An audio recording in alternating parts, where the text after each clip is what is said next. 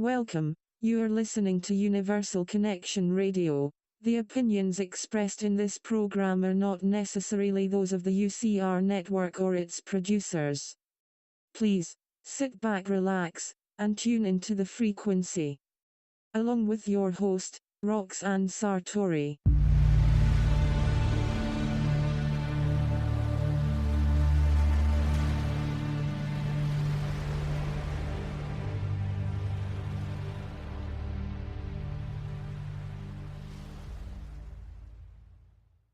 Hi, welcome to the Universal Connection Radio frequency. Today's show is all about energy, and you all know by now UCR is constantly bringing your energy to your attention. Vibrations, frequencies, and energies are the hidden sacred dimensions. Not many of us are aware of this.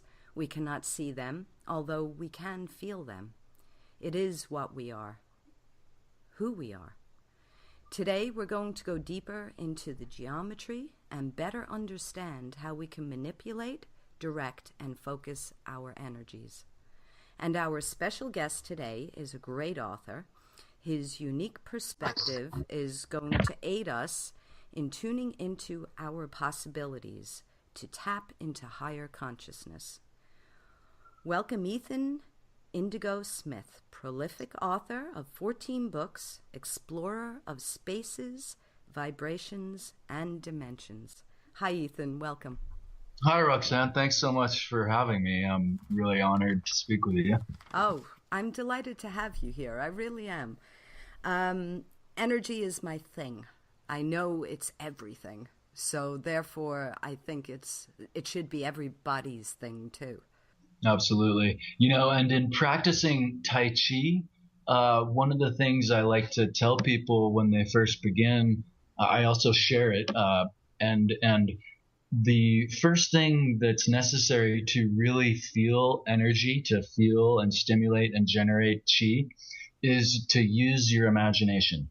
And initially, when you use your imagination, this is part of the stimulation. And after a little bit of practice, you cannot unimagine this chi sensation. So just like with a lot of things, even not so abstract, to put together something in life, first comes the thought, right? Mm-hmm. First comes the imagination, and then there's the formation and the creation. So yeah, I think that people, if they don't believe in energy, then they're limiting themselves to their tangible perception, right?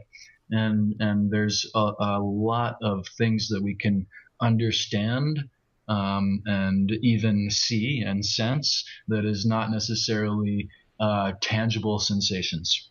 Absolutely. That's so true. And imagination is where it all begins. I think it's Neville Goddard. Have you ever heard or read anything of Neville Goddard? I don't think so, no. Well, what in reference to? He actually believes that our imagination is Christ within us, the Christ mind. Yeah, well, that makes a lot of sense. Without imagination, it's, nothing. And what do the Hindus say? That all of creation is just a meditation of Shiva, right? So yeah, it's amazing stuff. So, Ethan, would you tell us a little about yourself and what is the driving inspiration behind all your work? 14 books, wow. Yeah, I started with the Complete Patriot's Guide, where I kind of formulated 4 types of consciousness, 4 types of political consciousness. And from that, I found the Matrix of 4. And actually, last winter, I went on a road trip. And when I was in Sedona, Arizona, one of the most magical places on the planet, talk about energy, go there and you'll find it. And I was having a discussion about meditation, and the idea struck me for the geometry of energy, the 4 dimensions of geometry are points, lines, planes, and solids. And so I was discussing meditation, and I was thinking about my book, The Matrix of Four, and a friend of mine mentioned this meditation that reminded me of the four dimensions of geometry. And the idea just kept lingering and persisting, and eventually I had to what I thought I was going to write a short article about it, and it turned into a book.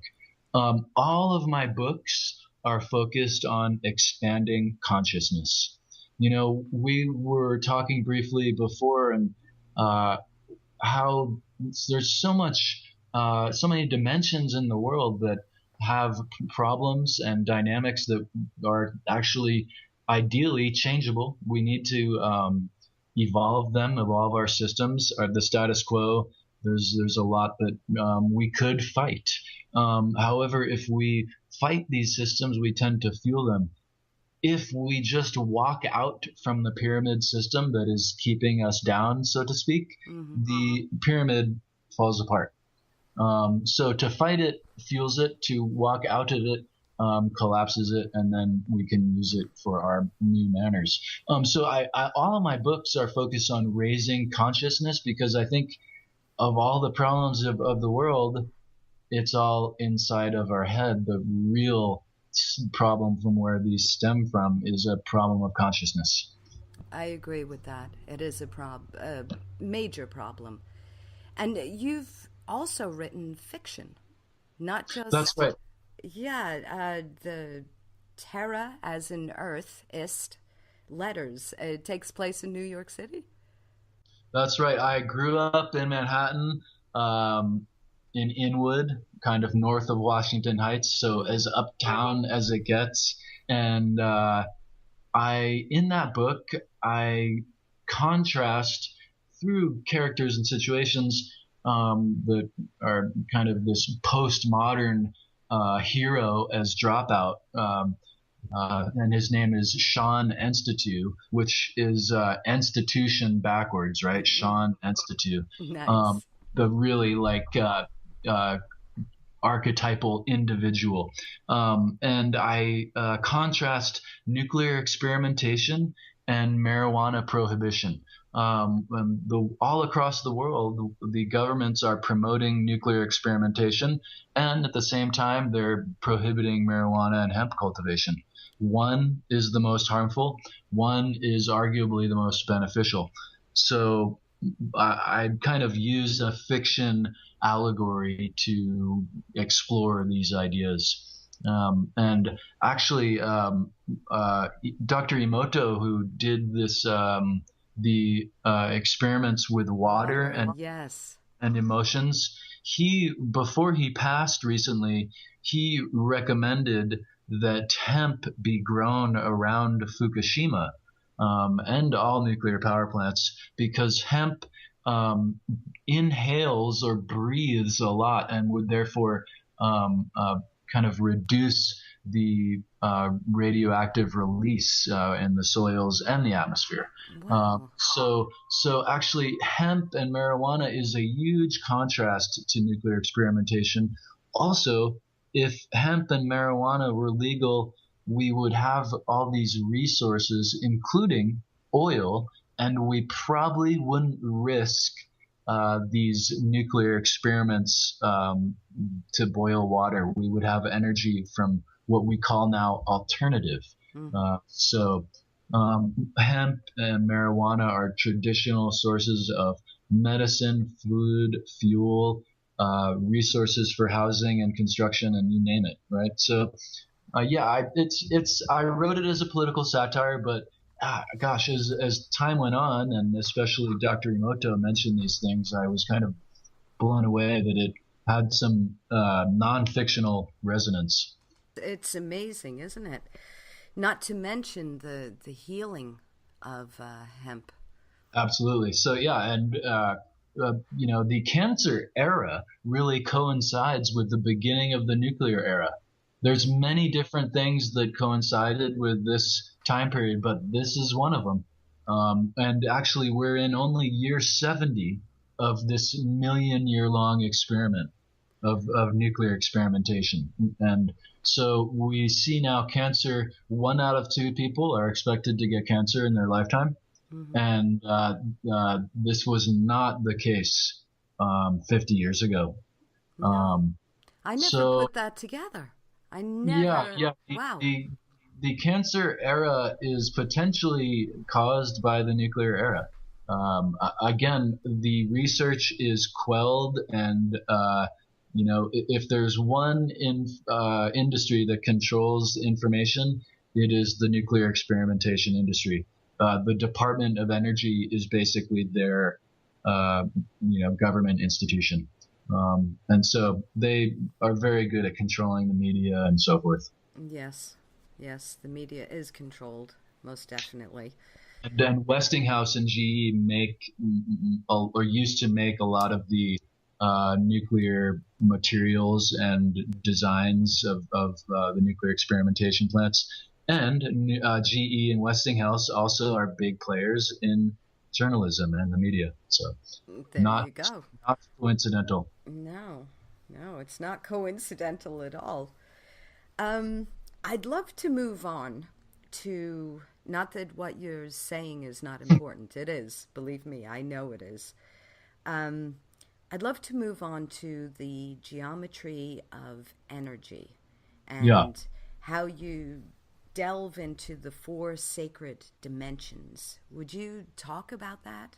I know you touched on it when you were explaining your inspiration. In geometry, most of the books on sacred geometry I've noticed are on the flower of life and so forth. Mm-hmm. But none focus on the simple 4 dimensions, which are points that make up lines. And then there's fields or planes, and then there's solids. So points, lines, planes, and solids are the 4 dimensions of geometry. And points are, the Tibetan Buddhists point to the idea that there's 2 types of meditation.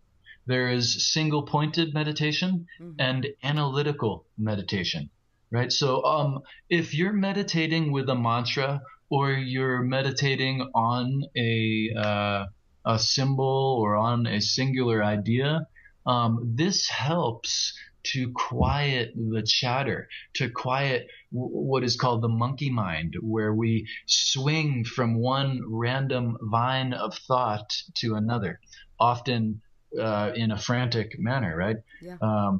And thinking about things that did not happen and won't ever happen potentially. Yeah. Fear, worry, anxiety, and very much not being in the present, right? So the single-pointed meditations are all to quiet the monkey mind, and so we can then have analytical thoughts. So and actually, a lot of practitioners will simply focus on single-pointed meditation for a decade, for a long time, in the Tibetan Buddhist traditions. For us Westerners, that'd be boring. Yeah. So single-pointed meditation can be, the way I present it in Geometry of Energy, I use many different traditions that have single-pointedness ideas, but I really like to have the individual have their own cultivation, because this is what meditation is about individuation, as Carl Jung put it, becoming oneself, blooming into one's own true nature. And so a lot of these meditations have specific structures which are very important to know, because they help you bloom into your own self and do your own thing. I look at religions today, and they have people wearing the same clothing that people were wearing 10,000 years, 2,000 years ago, that worked for them. Well, it may have worked for them, but this is a different time and place and a different mind and space. So if we do things properly to now, we actually can bloom into our true selves. And so the first formation of energy is single pointedness, and the next is the linear, right? Which to really expand our energies and release our energies, it every meditation I've come across has this idea of grounding, rooting with the earth, and also connecting with the energies above, right? Right. And so when we ground, just like electricity, we can then become a conduit of energy. And mostly in our culture, we have sore backs and we're tired from being overworked. So we're looking for energy. We're looking to drink a Red Bull.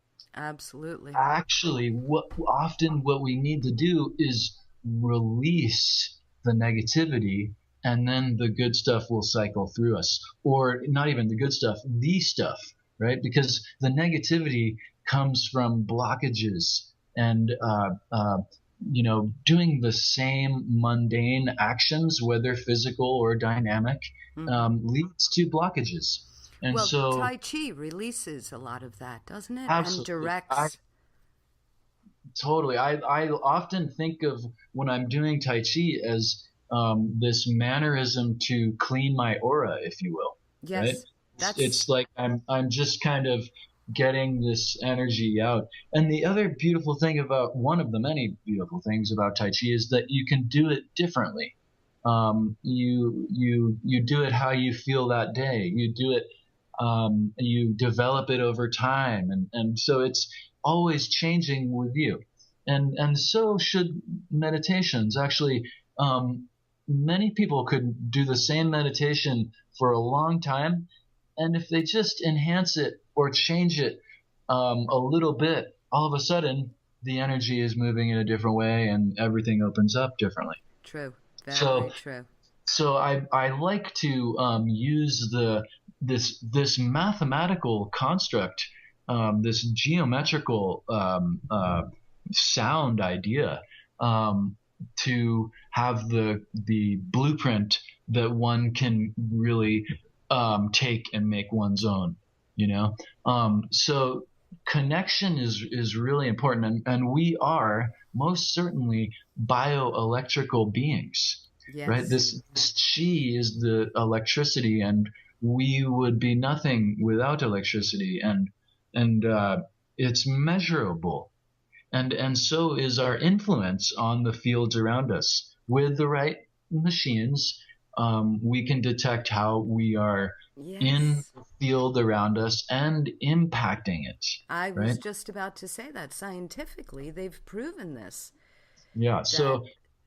Go ahead. I'm sorry. No, well, it's just I like to think of as maybe this is too deep, but I don't think so. Light, they say, has particles and waves, right? And if you look at particles and waves in terms of geometry, they are points and lines.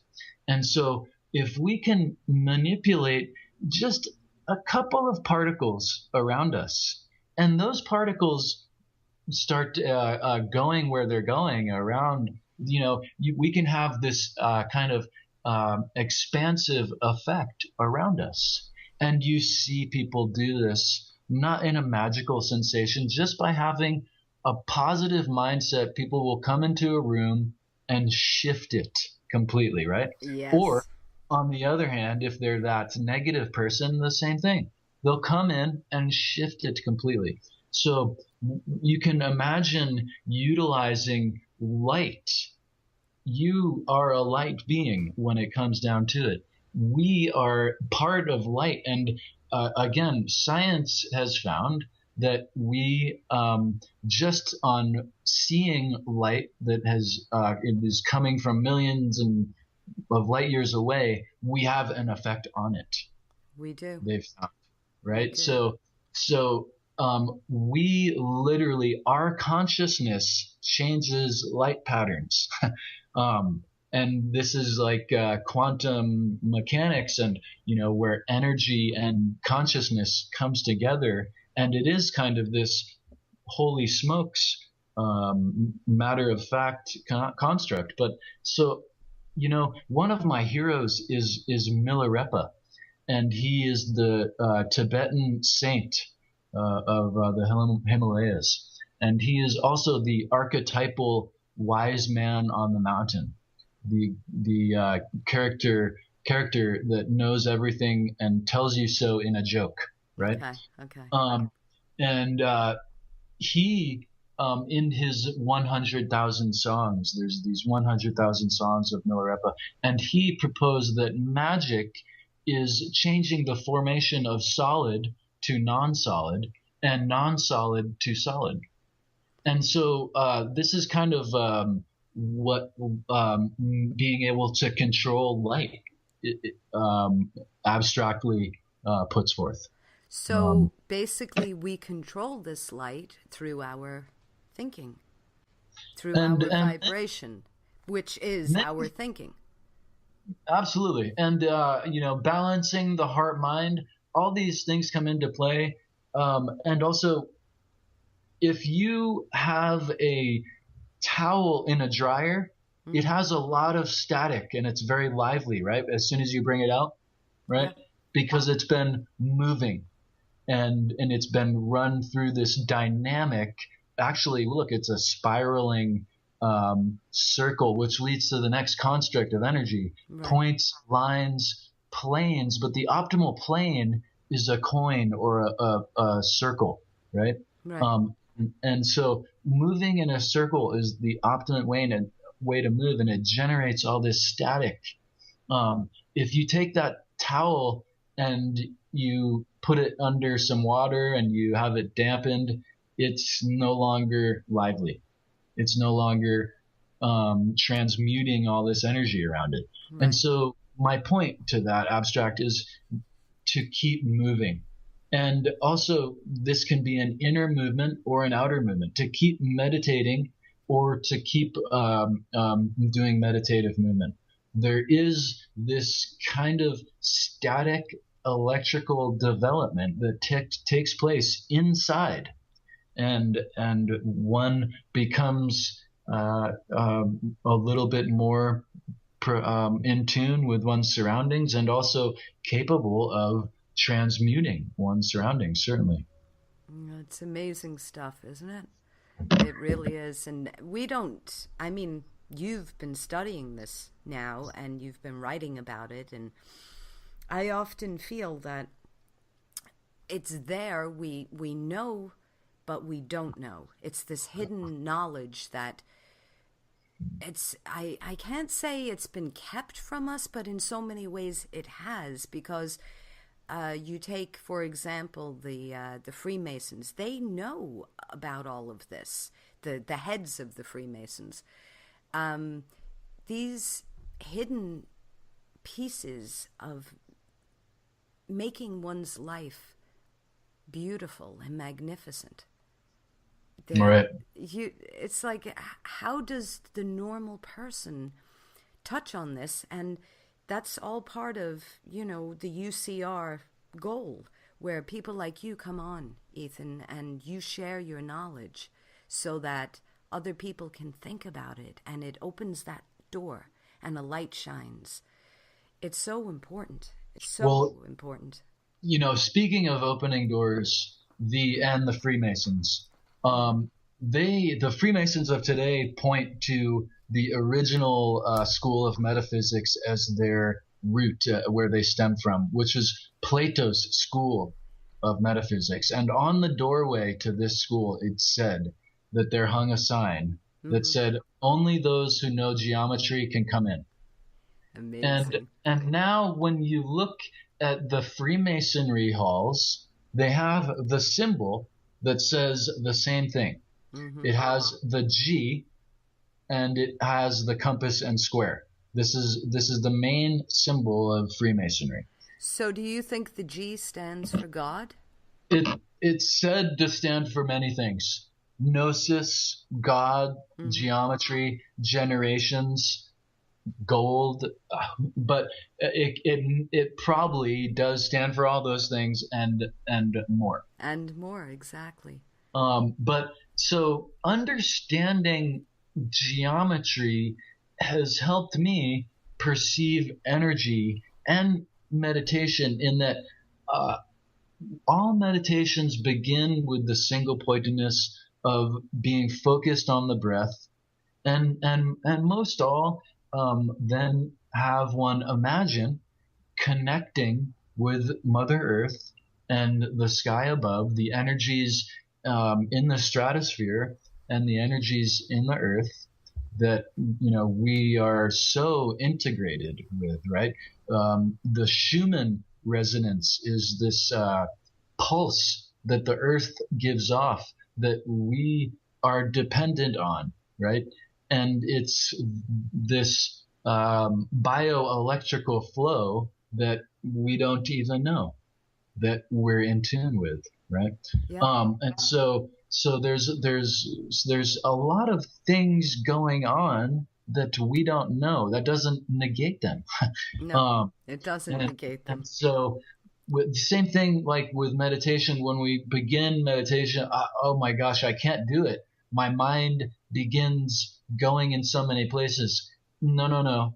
Your mind was already going in so many places. You just quieted it just enough to notice. That's the truth.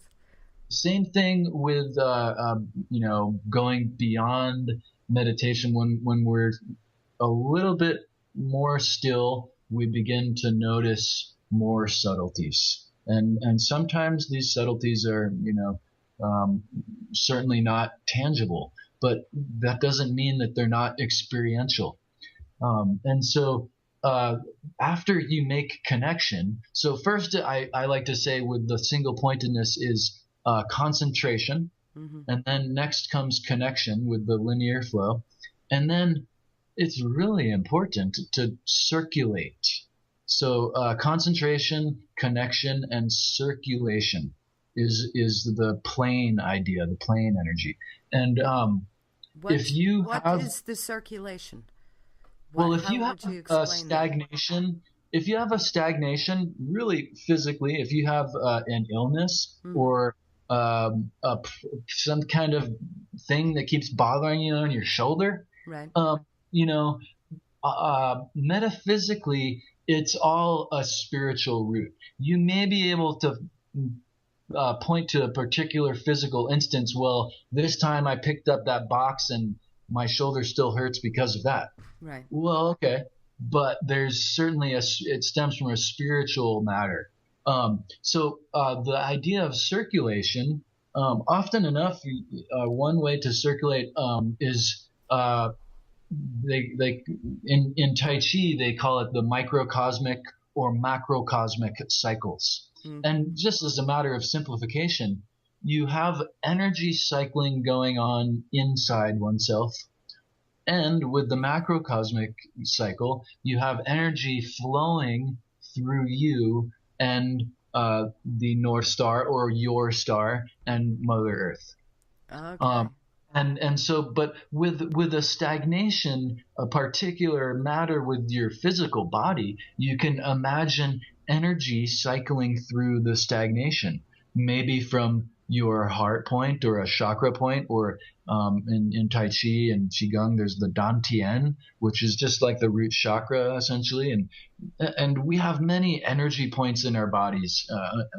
Some people say 84,000 energy chakras. So, but the point is to imagine moving energy through this stagnation. And, when we're still, another reason why it's difficult to meditate is because when we're still for a long time, again, we notice these stagnations and physical dilemmas that we have. And so it's not that they weren't there before. We just notice them. And so circulation is a way of healing, right? It's like with the dryer analogy, we're moving energy, and with movement is quality and health. With stillness, is stagnation, right? Okay. And to the fourth matter of the geometry of energy, I call it unity expansion. But many different traditions call it many different things. In fact, yoga means unity, right? We unite, we yoke with the universal energies and our individual energies. And so unity expansion, or solid in the geometrical dimension, is a matter of integrating our consciousness with the consciousness around us. And, the idea when you see someone in you, right? Do unto others as you would have them do unto you. This is the metaphysical way of being. It's like the bottom line with all religions and spirituality is the golden rule, right? And so when you have this sense of unity expansion, this becomes not even a decision. It's just, of course, right? Yeah. You see everyone in you, and you in everyone. And your sense of awareness, I find, is indirect result of meditation is your sense of awareness expands, and you begin to sense what to others is an unknown becomes a known to you, right? Yeah. So it becomes a way to facilitate integration with you and the atomic and the cosmic, with the individual and the universal. It's this unite, Amazing. I can't believe it. We're half an hour in already, Ethan. Can you believe this? Yeah, talk a lot, huh? No, it's not. I love what you're talking about. It's right up my alley. Completely. It's energy, it's physics, it's awesome. Metaphysics, it's just right there. One last question before we go, and I will ask you right now, will you come back onto UCR? Of course, I'd be honored to. I would love it. We have so much to talk about. But the one last question, other than that, of course, is what does universal connection mean to you? Well, when I was looking into the Matrix of Four, many traditions talk about this set of three: mind, body, spirit, right? Mm-hmm. And this is a complete set. Certainly, there is something to it. When we develop our mental and our physical and our spiritual aspects, we operate at a higher level. Things that people that are maybe a little bit lower or denser, those things don't integrate with us. Mm-hmm. It's said that individual consciousness is vertical, and collective consciousness is horizontal. So when we ascend, right, our consciousness is at a level where a lot of the collective, waves of indiscriminate ignorance and, BS do not integrate with us, right? Because we've ascended to a different verticality where this horizontal flow, it's below us. Right. So we don't get thrown off course by it. So I think this understanding of consciousness is helpful to maintain and see. Oh, that's what they mean by ascension. And yeah, so the levels of consciousness are important to note, but a lot of people will simply stop at the mental, physical, spiritual development, mind, body, spirit. But I like to point out, and the Matrix of Four helped me realize, there's also the universal and natural, right? So if we're only developing ourselves, we're not focused on our surroundings as well. We're not developing in a manner that is conducive to not only being unshifted by the vertical flow of consciousness, horizontal flow of collective consciousness, we're also effecting it. We're stabilizing it. And so when we can develop our mind, body, and spirit, or whatever, however you want to look at it, we can then develop the collective consciousness around us, the universal. And one thing that strikes me is this story of this a gentleman in India. He would walk to work every day, and he decided to plant a forest on his way to work. And now there's this beautiful, lush forest where there was before nothing, bereft. Beautiful. And so we can change our surroundings when we're operating at the optimal and higher level. We can shift it all around us as well, and not be thrown to and forth with the wild waves that are going on in the collective all the time. And what's more powerful than all of our energies coming together with the same desire, with the same focus, right? Than universal. All of us right. coming together, connecting onto the same frequency, the same vibration, and making this change. It's beautiful. I love that little analogy. Yeah, it's we at first it's required that we develop self, and then it's actually from there, of course, required that we go unto the world. Buddha described the four immeasurables. Just real quick, they're the four aspects of love, and first is love of self, and then is love for others, and then is love for the happiness of others, and then finally is love for equanimity, all things in equanimity, right? And so if you look at the four aspects of love in relation to geometry, they actually also correlate, right? First is love for self, single pointedness. Next is love for others, connection, right? Mm-hmm. And with one, if you don't have the prior, you can't have the following. And following that is happiness for others. And this is where the circle comes in, where we are all connected, right? Yeah. And we're all exchanging happiness or other things. This is karma. Karma works like that. And finally is the unity expansion, or love for all things in equanimity.